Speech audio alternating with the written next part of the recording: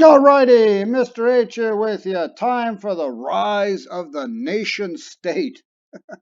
Now, your book talks about the controversy between nation and nation state, kind of like it's a chicken and the egg argument, right? Chicken comes from an egg, but you need a chicken for an egg. I don't really see the controversy, and I'll explain why. What's a nation? Nation's a group of people with a common culture, common language, often a common religion, not always, and sometimes same ethnic group. The Greek nation. Greek, speak Greek, generally Greek Orthodox, few Catholics there running around, right? That's a nation. How long's that been around? Since 1600 BC, one way or another. The nation state is everything I just said plus all the modern accoutrements. We got a bureaucracy. We got actual borders set up. We have ourselves a military. We have ourselves a government.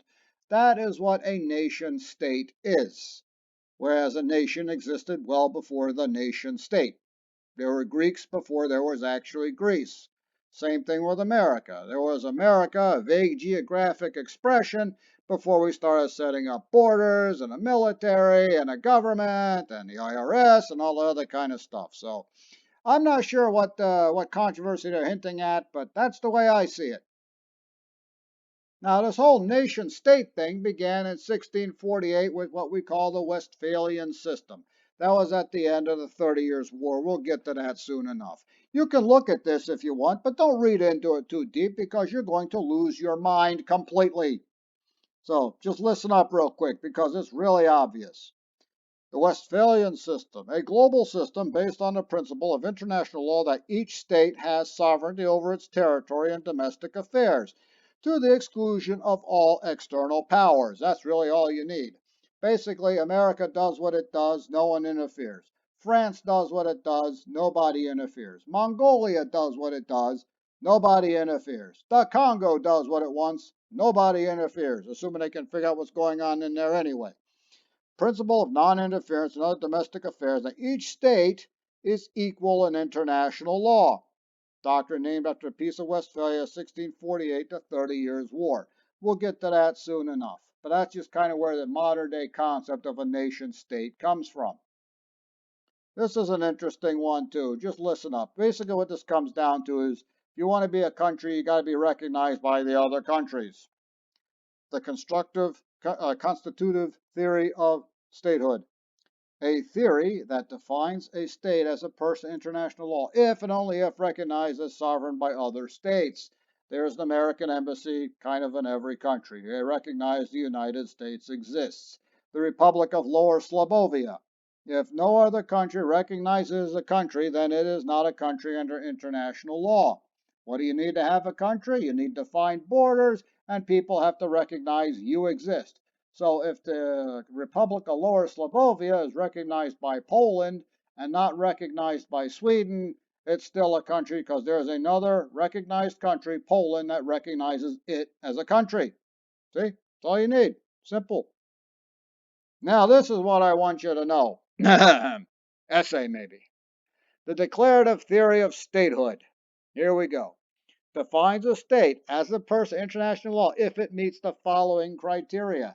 A defined territory.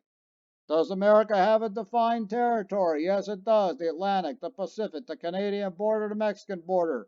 Don't forget Alaska and Hawaii. It is defined. Everybody knows it is there. If you walk over the line, you are trespassing. A permanent population. Yes, we have a permanent population. It goes up, it goes down, but it basically remains the same in the same place. It doesn't move around. It doesn't go into Canada. It's not moving down into Mexico. And there might be a few tourists going to Lower Slobovia. Does it have a government? Yes, it has a government. The United States government exists. And does have capacity to enter in relations with other states. Yes, you sign treaties, you yell at other countries, you pull your ambassador away, you establish diplomatic relations. These are the four traits of a nation. According to this, a state entity statehood is independent of its recognition of other states. So maybe you recognize it, maybe you don't. But you know you're a government, you're our country. So everybody on this planet can pull their embassy out of DC, but hey, we still exist because as much as you want to ignore us, you can't. All righty, time for some actual history now. All righty, let's talk about emerging nation states. All right, going to go back into the 1500s, a little bit before the whole 30 Years' War in Westphalia. The first superpower of the modern age is going to be Spain. Remember, Columbus sailed in 1492, the ocean blue and all that? Yeah, well, he discovers the New World. Later on, they'll conquer Mexico, they'll conquer Peru. Of course, Columbus thought he was in Asia the whole time. But nonetheless, all of this conquest, all of this territory, the New World, and Spain has money coming in. So much money, they don't even know what to do with it. Now, in the early 1500s, 1516 to 1558 is what we're talking about. Charles V of Spain, Holy Roman Emperor, King of the Romans, defender of the Catholic faith. He's the King of Spain, and people like Charles V. He is a good king, and he gets along with everybody. He respects his subjects, and he has quite a few subjects to look after and, get them to respect him. Look what he owns. Here's Spain, owns the Netherlands, Alsace-Lorraine over here, Milan, southern Italy. Down here, that's not Corsica, Sardinia. Of course, related to the Austrian Habsburgs. Look at this. King of Spain, related to Habsburg, King of the Two Sicilies, King of the Netherlands, Count of Burgundy, Walmart Manager of the Year. Okay, I just made that up to see if you're paying attention. But the point is, if he existed today, he would easily be the Walmart Manager of the Year. He's Spanish, no doubt about it. He can speak Dutch. He can speak French. He can speak Italian, not that different from Spanish. He walks around with no security at all. He is a fantastic king. People love him. Now, the Netherlands are Protestant. He kind of wishes they would convert to Catholicism, but since they're not doing it and they're staying loyal, he's not going to worry about it. He reigns from, that should be 1516 to 1558. Now, the good thing about monarchy is you know who's following next. The bad thing about a monarchy, sometimes you know who's coming next. Charles V, great king, very popular, very open minded, very tolerant. Philip II, not so much. And it starts off so great for Phil, too. Look at this, man. You know everything they own here in Europe. They own half the New World, Caribbean. Here's Florida. Got the Philippines, named it for himself there, Philippines. All these ports, right? If he doesn't own them, he at least has rights to them. They got so much money pouring in, they don't know what to do with it. So what do they do with it? They're going to blow it. And here's where it's all going to start. It's going to start in England. Henry VIII, Catherine of Aragon. Yep, she's Spanish. They get married, so that England and Spain are supposed to be allies. Problem is, Henry can't seem to get a son. Obviously, it's Catherine's fault. They get married, but there's nobody else, so it's Catherine's fault. Clearly, right? It's a man's world. Divorce in the 1500s is a big no-no, even for the King of England. He goes to the Pope. The Pope says no. So he says, let me do some math here. Catholic Church in England minus the Pope. We get the Anglican Church. Who's going to run the Anglican Church? How about the King of England? Who's the King of England? I'm the King of England. So he applies for a divorce. It goes straight to the head of the King of England, which is himself. And lo and behold, we have a divorce and we have a new church. Happened either in 1529 or 1531. Yes, bureaucracy is a problem even back then. Meanwhile, back in mainland Europe, we have problems. England's a big soap opera. Now, after Henry dumped Catherine of Aragon, suddenly Spain and England are not friends with each other. Charles V is still running the show, but he hasn't declared all-out war yet against England. Now, he's hanging out now with Anne Boleyn, and for whatever reason, Henry can't seem to put the puck in the net. So, another divorce, and we move on to wife number 3, Jane Seymour, and he finally gets a sickly son named Edward VI. Well, Henry finally drops off. Edward's around for a little while, not very long, right? And then he dies.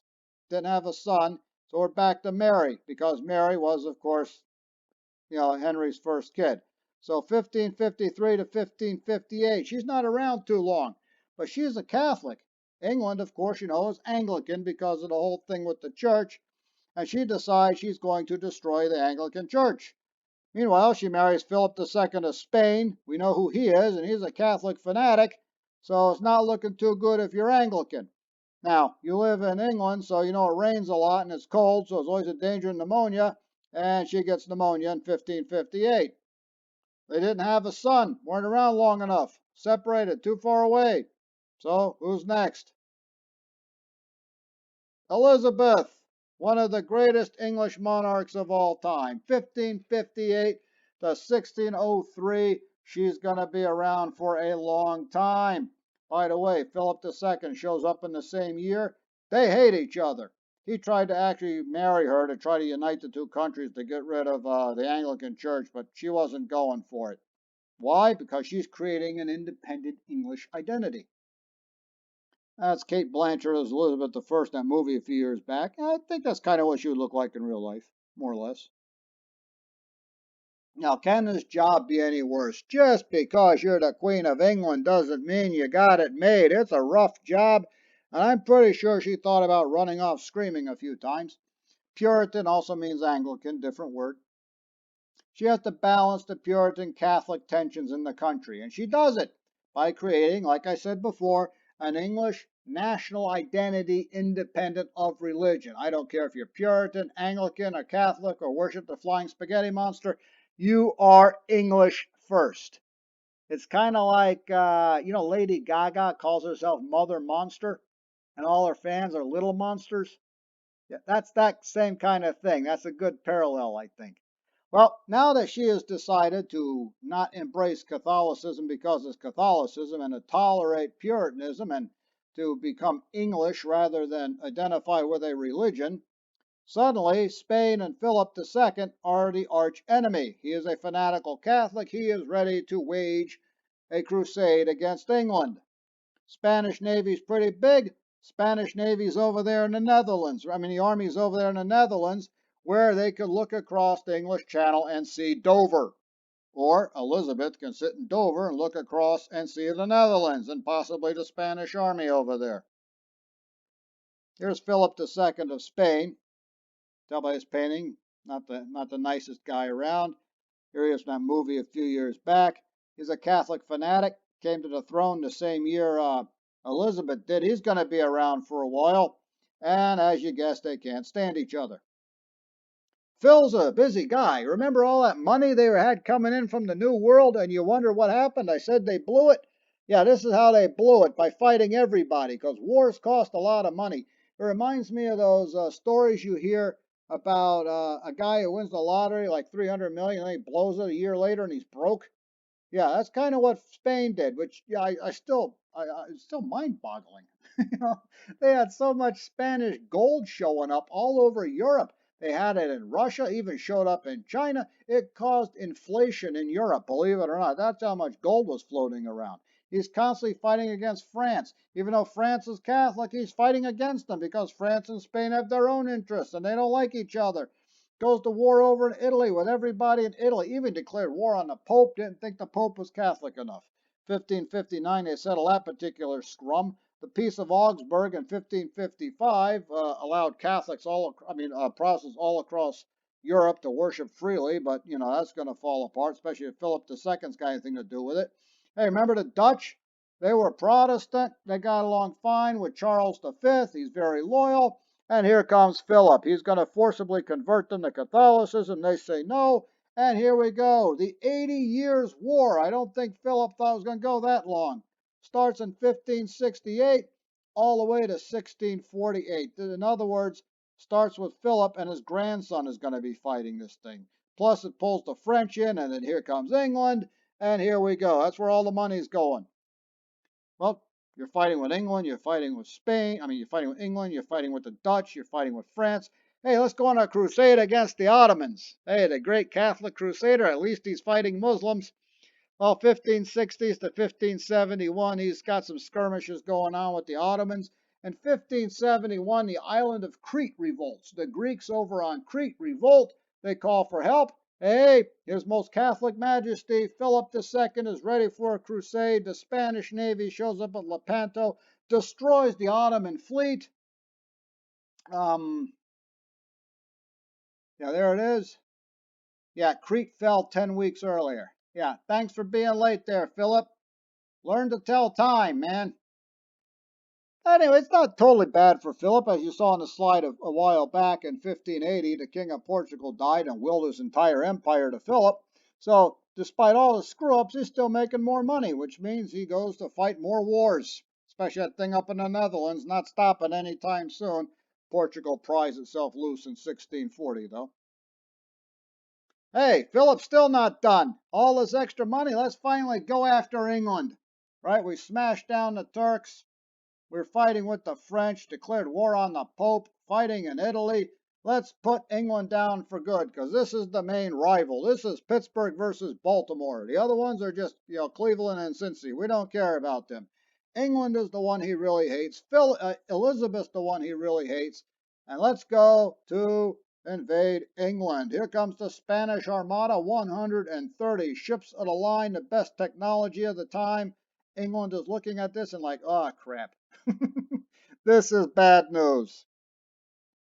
Remember what I talked about independent English identity? There's a lot of Catholics living here. Here comes His Most Catholic Majesty, and there's no revolt because they see themselves as English. She calls every ship she can find to come back. The Royal Navy, pirates. Sir Walter Raleigh comes running back. Everybody gets ready to fight the Spanish. The Spanish plan is simple. We're just going to sail into the English Channel, smash up the Royal Navy, pick up the Duke of Parma over here in this Spanish army, drop him off at Dover, march to London. Easy peasy. Of course, it's not easy, and there's no peasy to be found because, first of all, the wind is, coming the wrong way, and the English are ready. It's not one big battle. They just do this guerrilla warfare. Pick off a ship here, pick off a ship there, pick off a ship over here, all this kind of thing. The wind pushes them this way. They miss the Duke of Parma completely. They can't turn around because the English take the choke point, so they got to sail around England through the North Sea. And you know what the weather's like going that way? Meanwhile, the Duke of Parma is wondering what happened to his Uber driver over here. Here we are. They get pushed all the way around here. And believe me, man, they got some serious waves up this way. Waves are bad enough. The rocky shore is even worse. They lose more ships over there, and they limp their way back to Spain. In 1589, Elizabeth orders what they call the counter armada to attack Spain. They take a shot. It doesn't work out too well. This is just, a loss. For him, though, this is a disaster, the Spanish Armada. It doesn't mean it's the end of Spain or anything, but it's still extremely embarrassing. Well, things are going to get crazy in England. Spain is on its way to bankruptcy, dropping like a rock. But England, things going to get weird. Elizabeth dies in 1603. Now we got that's the end of the Tudor dynasty. We got the Stuart dynasty showing up. They're actually Scottish. James VI of Scotland, of course, claims the English throne, calls himself James I. And we got a little bit of a problem on how to run the country here. Now, Elizabeth could kind of do whatever she wanted to do because they had a war with Spain, plus it was Elizabeth, but she still pretended on occasion to listen to Parliament. I'll try again. James the First doesn't think he has to listen to Parliament, nor does it even need to be in existence. So that starts a big problem, and every time he needs money, Parliament doesn't, cough it up, so it starts a problem. Well, James the First dies in 1625. His son Charles shows up, and Charles is just like the old man, and he really hates Parliament, even dissolved it, refused to call it back into session. Long story short, the English Civil War, 1642 to 1649. The people siding with Charles, the Royalists, are called Cavaliers. The people siding with Parliament, parliamentarians, call them Roundheads. So they have their little war, goes on for about 7 years. They got a couple breaks along the way. And at the end of the day, Charles I gets his head chopped off, so Parliament wins. Then, strangely enough, the guy leading the Roundhead army, Oliver Cromwell, takes control of the country and he won't let go. Hey, isn't that kind of what we fought to avoid, sort of thing? Well, he's there for 10 years. He's going to die in 1659, dismissed Parliament in 1653 and never called it back again. He dies in 1659, and they decide to call in James II, who's supposed to be the Charles's son, to come back. He promises to pay attention to Parliament, and there we are, parliamentary rule over the king. Well, first thing he did, of course, was dig up Oliver Cromwell's coffin and open it up and rip him to pieces. So I guess a lot of people were mad at Ollie there. Well, he goes along for a while. He dies. James II dies. Here comes Charles II. And Charles II is just like his grandfather, just like the other Charles. He's a dictator. He cannot stand Parliament. He tries to dismiss them. He tries to take money from them, and they won't happen. So they have the Glorious Revolution.